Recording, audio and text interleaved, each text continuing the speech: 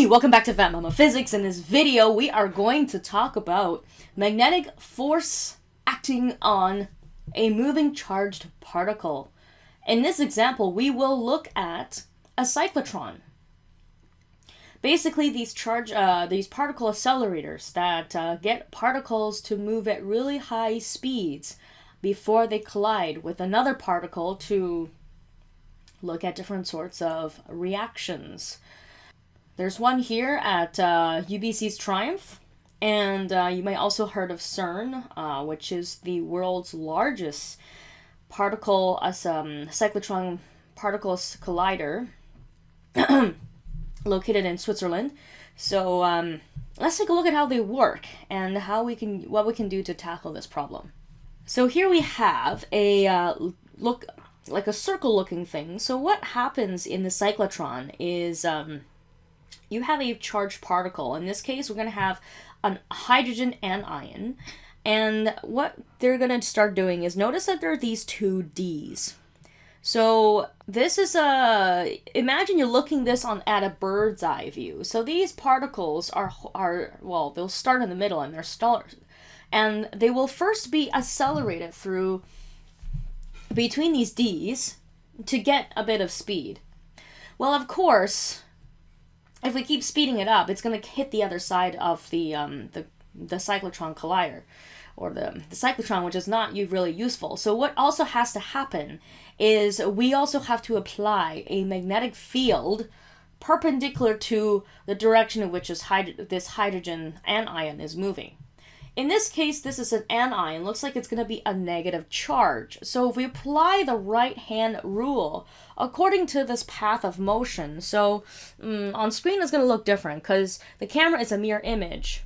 So even my thumbs and everything is using the right-hand rule. It's just really terrible to demonstrate.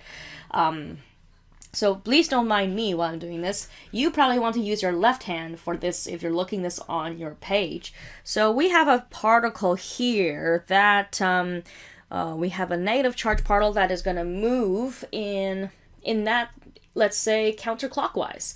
So if that's the case, the way I'm looking at it right now, here, let's use a black marker. So he's going to go in this direction around the circle, meaning that the magnetic fields for this negative charge that will have to be out of the page. Okay, so these guys have to go out of the page.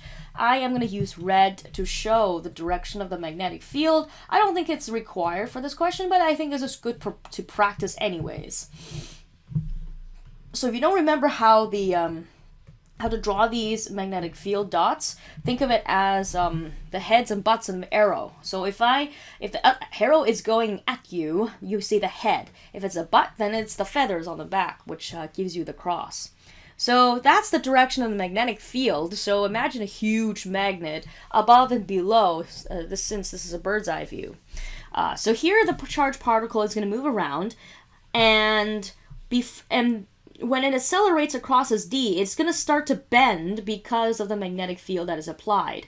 When it comes around and before it goes across to the other D, what's going to happen is that they're going to change the voltage. Notice there's this alternating voltage here, and basically this alternating voltage is going to oscillate in resonance with the how the particle moves around in the circle. So basically, exactly when this particle is about to go towards the other D, the direction of the electric field provided by the voltage is going to switch. So that causes that charged particle to accelerate towards the other side, towards the other D. So then as it increases its speed, we know that based off of our understanding of circular motion, assuming that you have the same magnetic field and as well as same magnetic field, same charge, but a higher velocity, the magnetic force is not going to be enough to hold the particle moving in a tighter circle.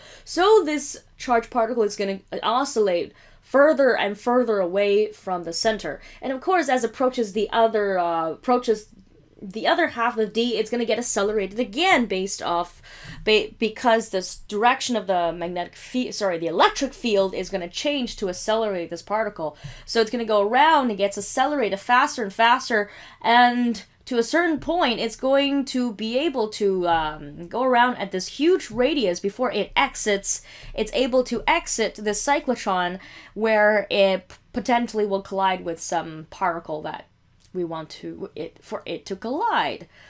So that's kind of the gist of how it works. It's very interesting because of the different usages of the electric field and the magnetic field here, and the idea of circular motion. So this is a very classic question that integrates a lot of different concepts, especially circular motion and the magnetic force. Okay, so now you can have a gist of what's going on here with this diagram.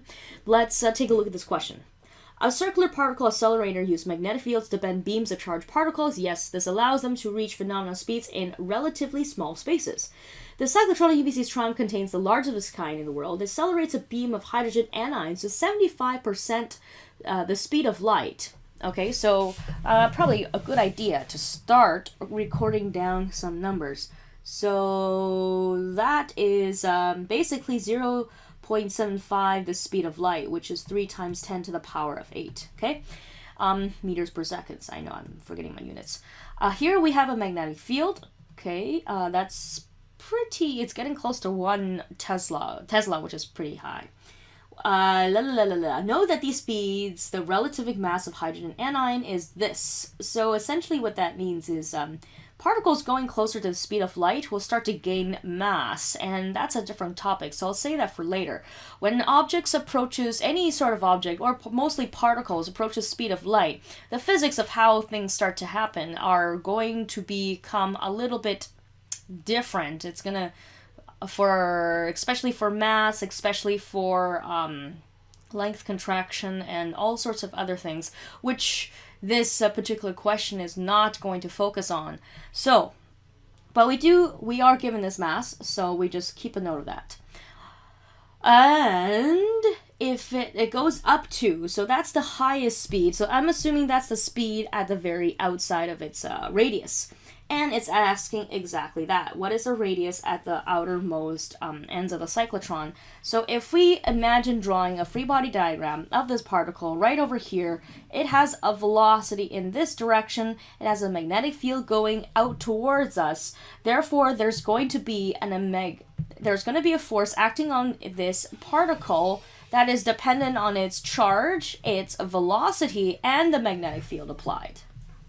What's going to cause this particle to be able to keep itself in this circular motion, of course, is so it's accelerated, but the acceleration of this guy is actually towards the center because it is moving in circular motion.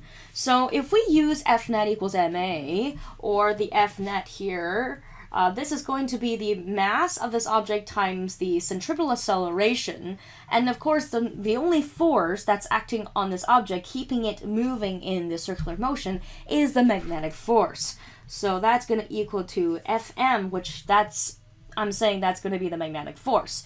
We know that the magnetic force is equal to QVB. So essentially, we have these two things are equal to one another. We also know that for centripetal acceleration, this can be found by getting the object's mass times its velocity squared over the radius of, I almost want to say orbit, but of the radius of circular motion.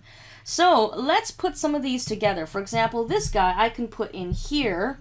So what that's going to look like is I'm going to have m, or actually, you know what, my bad, I skipped ahead. Sorry, that's not m, that's just v squared over r. Yes, if I did wanted to find MAC, then of course it would be mass times the centripetal acceleration. So here I have mass times the centripetal acceleration, or MAC is going to be mv squared over r. Okay, so sorry, v squared over r is the centripetal acceleration. Okay, and this is going to be equal to the magnetic force QVB. You'll notice immediately that we can cancel out a few things. Like, for example, this velocity here, this is able to cancel out. So after this v cancels out, we can then solve for the outer radius, which is this guy over here. The rest of it is essentially just the math now. So if we get our, if we move r up to the top, like this, okay, and we divide both sides by QB, then we can isolate for r, which then all of this is going to give us r is equal to, let's see, QB is on top. So we get M of V, which is on top, and then QB on the bottom. So we get this over here. Okay, and that's it. We just go ahead and solve. So the mass of this hydrogen anion is given up there at the top, which is 2.524 times 10 to the power negative 27. And then that's going to be in bracket 75% speed of light. Okay, so I do 0.75 times 3 times 10 to the power 8. I'm sorry if I forego the units. I'm terrible planning here. Okay, so a hydrogen anion is going to have a net charge that's going to be -1. So it's going to have essentially one extra electron compared to its number of protons. So the charge for Q is, as it's told in the question, is going to be -1, and that's going to be an elementary charge of 1.6 times 10 to the power of -19 coulombs. The magnetic field's given, which is 0.42 Tesla, and we just put this into our calculator to solve. I get 8.45, so this is going to round to 8.5 for two significant figures. So if you think about that, that's actually not very big. That's a pretty small cyclotron. And if you're thinking about can we make a bigger cyclotron? Think about how much magnetic. Think about the size of the magnets you would need in order to have that strong of a magnetic field. In fact, it's actually more efficient to make something called an electromagnet to generate that field instead. Electromagnets not featured in this video, but very interesting. Essentially, you are using a current to generate a magnet. So hopefully that was covered before coming into this. Otherwise, there you go. This is the question. So notice that we're starting to combine different concepts from different units. So relating, essentially it's still Newton's second law, okay? That kind of bleeds through all of your units, so make sure you can freely navigate between all the different concepts and different places where these can be applied. So, thank you for watching. Good luck with your practices. Physics signing out.